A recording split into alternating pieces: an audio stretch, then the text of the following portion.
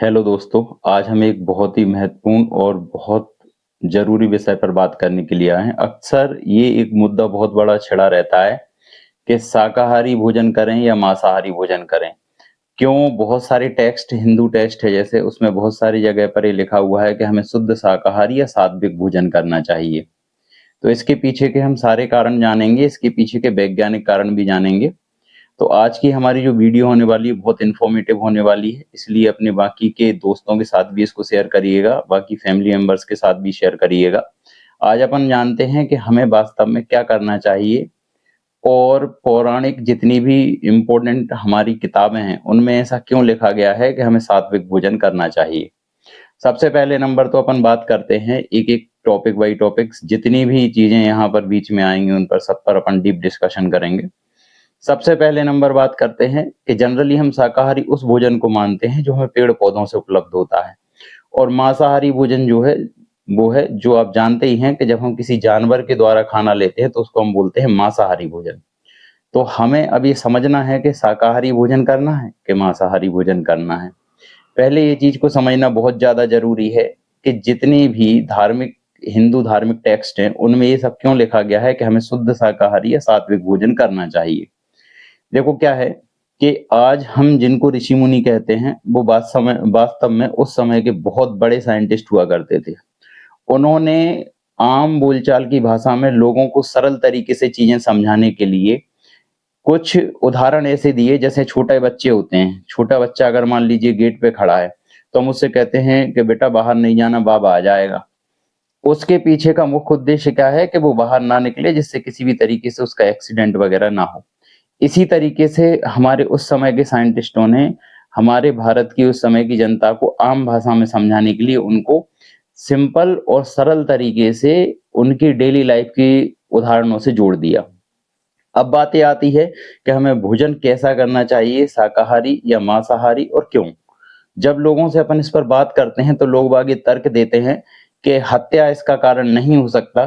क्यों? क्योंकि जब आप कोई शाकाहारी खाना खा रहे हो तो वो भी वहाँ पर पेड़ से खाना ले रहे हो, पेड़ भी एक जिंदा है, अगर आप उसको उसकी एक टहनी को भी तोड़ रहे हो तो उसको भी उसी तरीके से दर्द फ़ील होना चाहिए जैसे कि इंसान को होता है या बाकी के कोई जानवर को होता है। बिल्कुल सही बात है कि जीवन दोनों में बराबर है, लेकिन अब बातें आती है कि हमें खाना कौन-सा लेना है। सबसे जो बहुमूल्य चीज़ है कि भाई आखिर इसके बावजूद भी पेड़ों वाले खाने को ज़्यादा जोर क्यों दिया गया?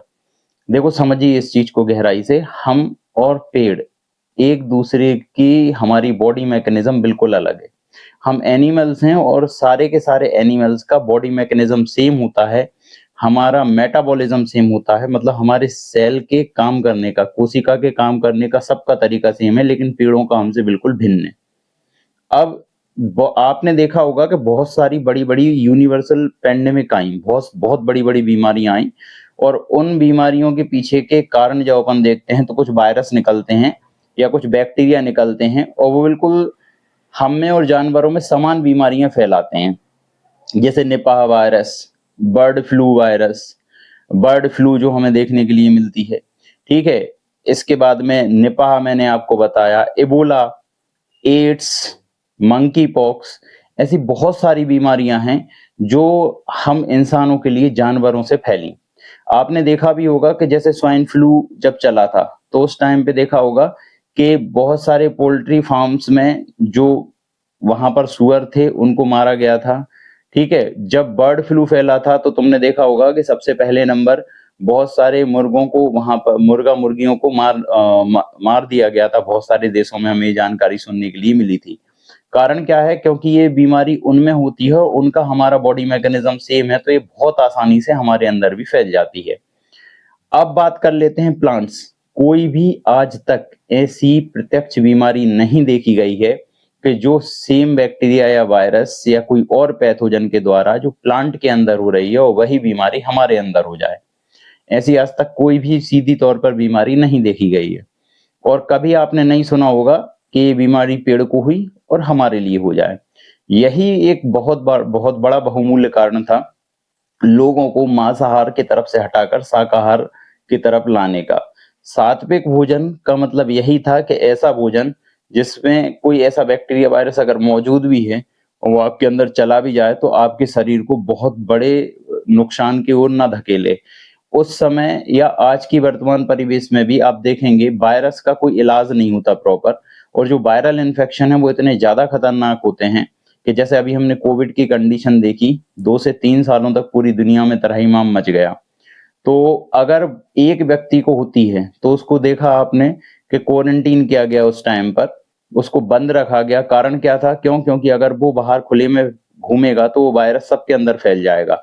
और ऐसा ही कोविड में हम देखते हैं हुआ।